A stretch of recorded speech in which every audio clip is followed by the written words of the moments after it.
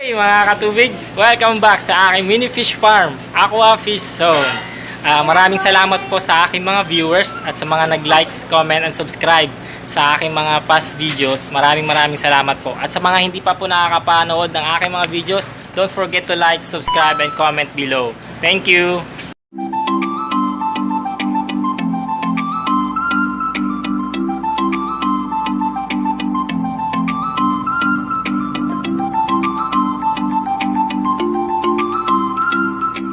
Topic po natin ngayon ay tuturo ko kung paano i-prevent po yung leak sa styrotab na hindi na po natin gagamitan ng plastic. Kadalasan po kasi sa mga ibang breeder, gumagamit pa po sila ng plastic para sa mga leak nitong styrotab natin. Pero yung tuturo ko po sa inyo, yun po yung way na ngayon na ginagawa ng mga breeder na hindi na gagamit ng plastic. At mas effective po siya na pang-prevent po ng leak. Bago natin po sila gawin, kailangan po muna natin linisan itong mga styrotab natin. Alisin po natin itong mga dumi. Dapat malinis po sila mabuti bago nyo gagawin.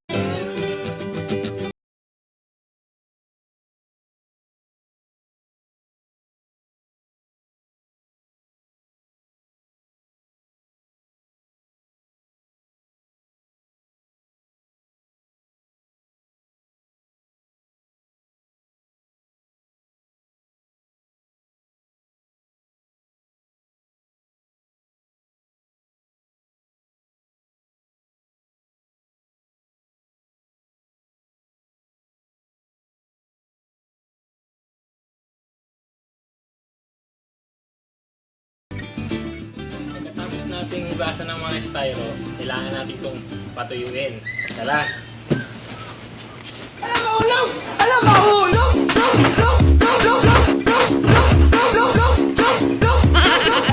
Few moments later. Yun, huwag niyo mapansinin niyo.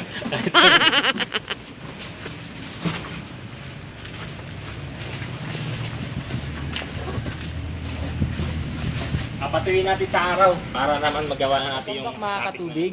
Ngayong araw ay itutuloy ko na po yung project ko sa paggawa ng styrotab. Kasi nung time na yun na naulan tapos pinatuyo ko pa yung mga styro. Pero ngayon medyo okay naman na yung panahon. Ngayon ko po gagawin ulit ito. At ipapakita ko na po sa inyo kung ano yung gagamitin ko para hindi na po mag-leak yung styro. Kaya tara, tingnan natin. Ito yung gagamitin natin. Elastomeric paint ang kailangan natin gamitin. Ito po. Yan. Kahit anong elastomeric paint, meron namang elastomeric paint ng Davies na brand, merong elastomeric ng Boysen na Titan. Yan ang maganda kasi talagang sure ball na hindi po siya magli-leak kasi talagang isisil niya yung mga butas para dito sa ating mga styro. Ipi-paint po natin dito.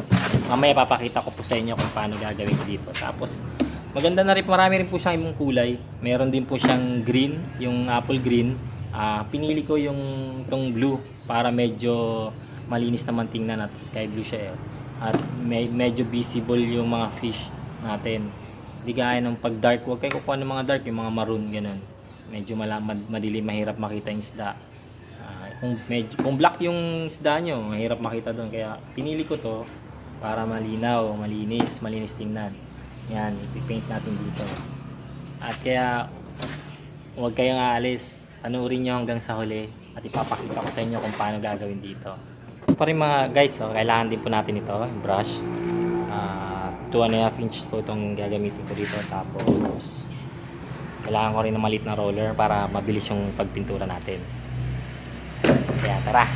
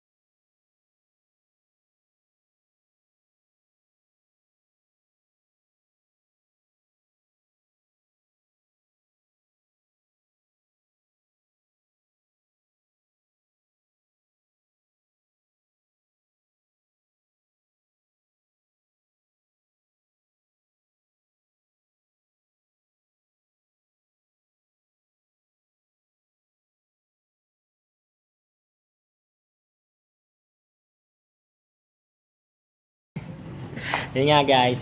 Ayun, tapos na tayo sa ating pagpipintura. Grabe. Yan yung nangyari. Pero di bali, water base naman to. Madaling matanggal to. Dali lang. Tubig lang katapat niya. Ayan, tapos na tayo guys. So, ito yung mga napinturahan ko. Oh. Yan. Ganda ng kulay, no? Ha, ang ganda ng kulay. Dali makita yung isda. Yan po. Lahat pininturahan ko na para hindi na mag-leak. Para sure na walang leak. So, first coat pa lang to. So, may second coating pa. Pinakita ko na lang sa iyo yung finished product para hindi na po tayo tumagal. So, at tip ko nga po pala sa inyo, kung pipili kayo ng kulay, ang piliin po ninyo yung color na apple green, yung mga light colors, wag na po blue. Wag na po blue kasi po magkakapareho tayo ng kulay. Oh, hindi, joke lang. Basta po light color ang kunin niyo, wag kayo kukuha ng dark color kasi hindi gaano makikita yung isda. Kaya mas okay pa yung tip ko sa iyo sa blue or light green. Yan, okay po yan. At saka po lang, mahilig kasi ako sa yung Halion blue skies. Joke lang. Peace. Ayan guys, sana may natutunan kayong araw na to. At sana may natutunan kayo sa aking channel. At sana huwag niyo pong kakalimutang mag-subscribe at click yung notification bell at mag-leave ng comment. At kung may mga suggestion or meron po kayong mga gustong i-topic ko sa next vlog ko, pwede niyo pong i-comment sa baba. Ayan guys, ngayon po, bago tayo maghiwalay, maraming salamat po. Bye! Shoutout kay BJ Reyes, shoutout kay Gabriel Christian Gabriel, shoutout kay Eric Ubando, shoutout kay Vinchong Go TV, shoutout kay Arman Palasiti. Guys, sa mga nabibilisan sa salita ko. Tubig. Pagkatapos natin linisan ang mga styro tab natin, huwag po natin kakalimutan patuloy sa araw. DIY lang. Ay. Tubig. Bago natin last. Pagkatapos natin linisan ng mga styro tab, wag na. Pagkatapos pong hugasan at linisan, patuyo po muna natin, bilad natin sa araw. Wag pong gagawin